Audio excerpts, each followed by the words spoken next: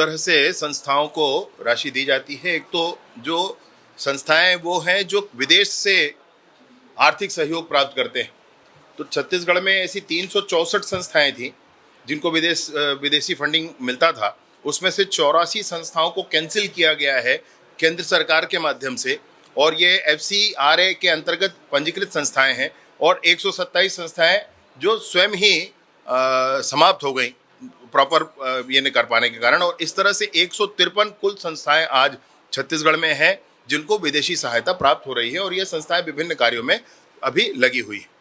इन संस्थाओं के एक्टिविटी पर ध्यान रखना और ध्यान रख करके अगर कोई शिकायत हो तो केंद्र को सूचना करना, MHA के माध्यम से इन पर कार्यवाही की बात कहना, इस प्रक्रिया पर सरकार चल रही है, पहला। दूसरा यह है कि वो संस्थाएं जिनको राज्य की सरकार से अनुदान प्राप्त होते हैं, तो ये संस्थाएं भी शैक्षणिक संस्थाएं अथवा चिकित्सा से संबंधित संस्थाएं हो सकती हैं। तो इन संस्थाओं के भी विगत 3 वर्षों के किस संस्था को कितनी राशि दी गई, कब दी गई, इसकी पूरी सूची करके और इनके फाइनेंशियल ऑडिट पूरा किया जाएगा। इन संस्थाओं पर ध्यान करके कि ये इनकी गतिविधियां क्या हैं, यह भी की जाएंगी।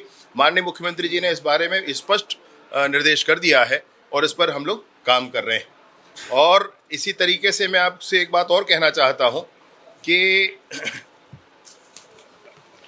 विगत वर्षों से और इस वर्ष में जो धर्मांतरण के संदर्भित कार्यवाहियां हैं, तो 2024 में 12 कार्यवाहियां पुलिस के माध्यम से की गई, और उससे पहले 23 में निरंक थी, 22 में 3 थी, और उससे पहले एक आध कार्यवाही थी।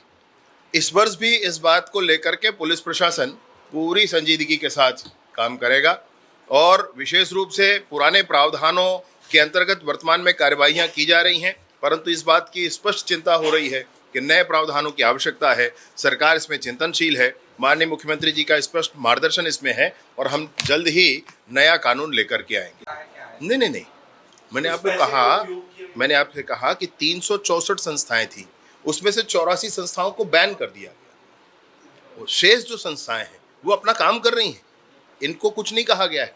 विदेशों का फंड इनको आ रहा है और उस फंड को वो काम कर रहे हैं और अपना ऑडिट रिपोर्ट अपना केंद्र की सरकार को जमा कर रहे हैं। अभी पहले जब ये आता था, विदेशी फंड आता था, तो इस डिस्ट्रिक्ट लेवल पर भी कोई खाता खोल करके अपने खाते में पैसे मंगवा लेता था। अब ये नहीं है। जब भी विदेश से ट्रांसफर होकर के कोई फंड आएगा तो उसके लिए जब FCRA foreign contribution regulation act 2010 है, उसका अमेंडमेंट हुआ है 2020 में।